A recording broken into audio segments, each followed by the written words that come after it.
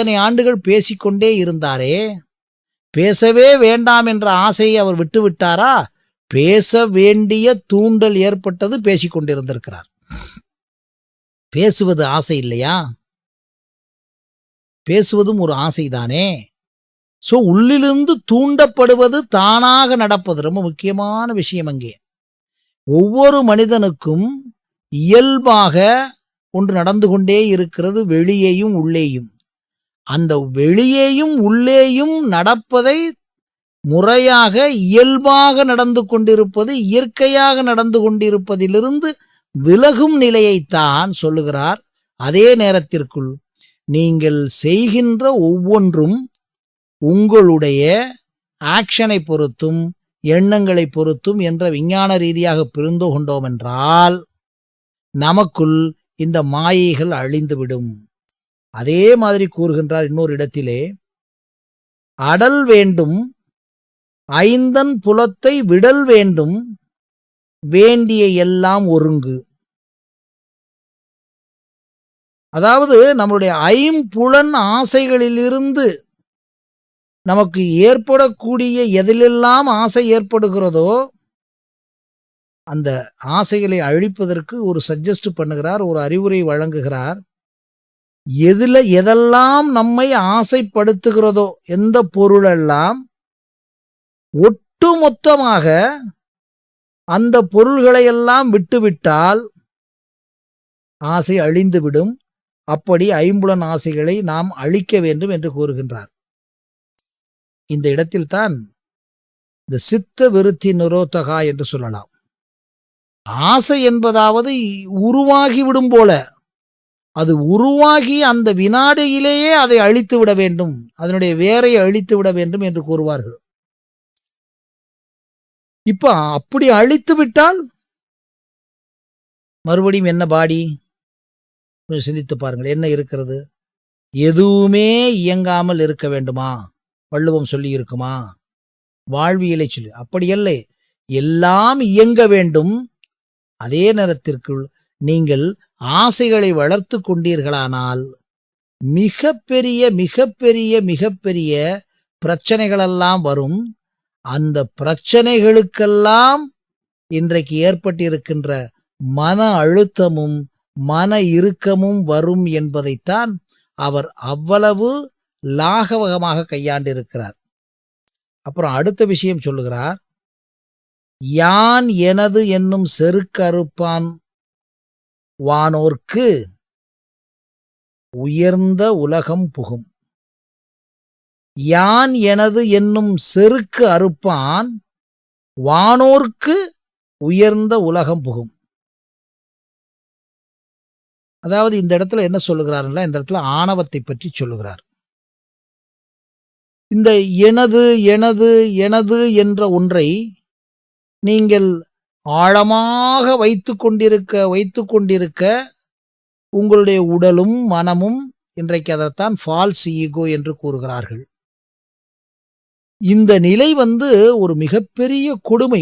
இதுவரை நீங்க அதை எப்படி சொல்லலாம்னா, வானத்தவர்க்கும் எட்டாத உயர்ந்த உலகத்தை சென்று அடைவான் என்று நாம் பொழிப்புரையை படித்தாலும் கூட, வானோர்களை நாம் பார்க்காத நிலையில் நாம் அப்படி நினைத்தால் கூட, உண்மையிலேயே இப்படியெல்லாம் நான் இந்த ஆணவம் இல்லை என்றால் அப்படி ஒரு கம்பேரிசன் நடக்கிறது வள்ளுவர் மூலம். இதில் என்ன விஞ்ஞானம் இருக்கிறது என்றால், ஒரு மனிதன் முதலிலே ஆசையை பற்றி சொன்னார். பிறகு யான் எனது என்ற செருக்கை அழிக்க வேண்டும். அந்த ஆணவத்தை அழித்தால் இவ்வளவு பெரிய உயரத்துக்கு போகலாம் என்று சொல்லுகிறார். ஆனால் இவ்வளவு பெரிய உயரத்துக்கு போவது என்பது ஒரு முறை. ஆனால் அதில் என்ன விஞ்ஞானம் இருக்கிறது? மனிதன் எத்தனையோ மறைநூல்கள் வந்துவிட்டன. எல்லா மறைநூல்களும் ஒரு மனிதனை அவனை ஆணவத்திலிருந்து நீக்கும் ஒன்றாகத்தான் இதுவரை இருக்கிறது. அப்படிப்பட்ட ஒரு நிகழ்வினை நீங்கள் நிகழ்த்தினால், ரொம்ப முக்கிய விஷயம், ஆணவத்தை அழித்தால், இன்றைக்கு இருக்கக்கூடிய மருத்துவ உலகம் சொல்லுகிறது, உலகத்திலே அதிகமான டென்ஷன், அதிகமான பிரஷர், இரத்த அழுத்தம் வருவதற்கு காரணம் இருக்கிற உணர்ச்சிகளிலே ஆணவம்தான் அதிகம்.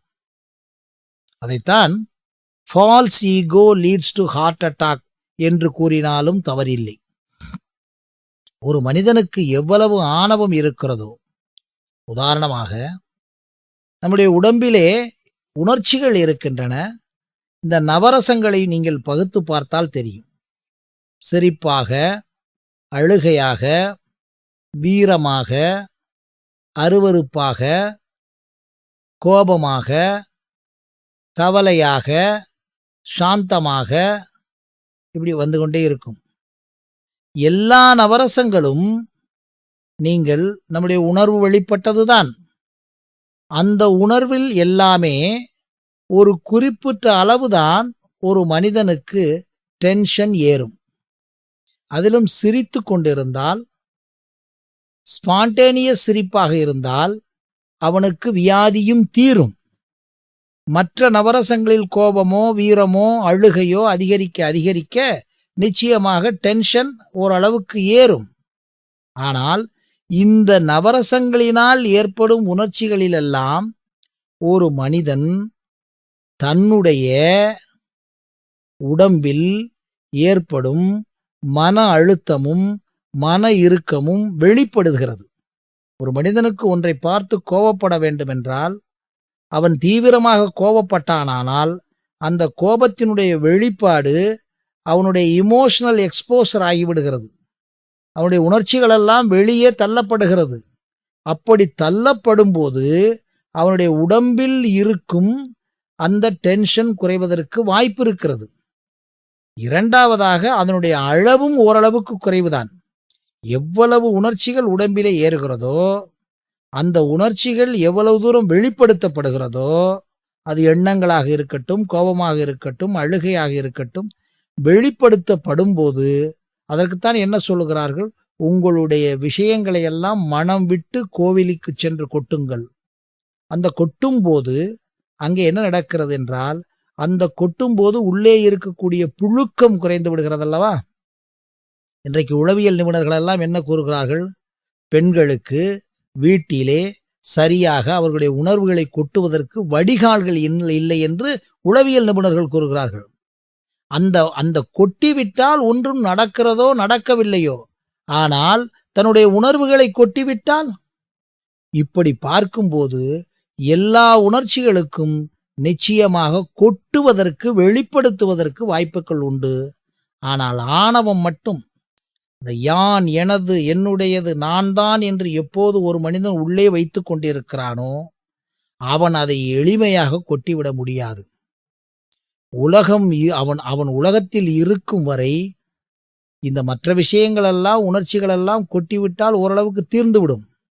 ஆனால் இந்த திமிர் இருக்கிறதே, ஆணவம் இருக்கிறதே, அவன் உள்ளே வைத்து கொண்டே இருந்தால் அவனுக்கு உள்ளிருக்கும் ஒவ்வொரு செல்லிலும் அது பிரச்சனையை உருவாக்கி மருத்துவ ரீதியாக உடலை கெடுப்பதோடு மற்ற கோபதாபங்களில் வரக்கூடிய இதய நோய்கள், சிறுநீரக நோய்களை காட்டிலும் இந்த ஆணவத்தினால், பொய்யகங்காரத்தினால் உங்களுக்கு மிகப்பெரிய துன்பம் வரும் என்பதை சுட்டிக்காட்டவே வள்ளுவர் அதை கொஞ்சம் அவர் காலத்தில் என்ன சொல்லுகிறார்?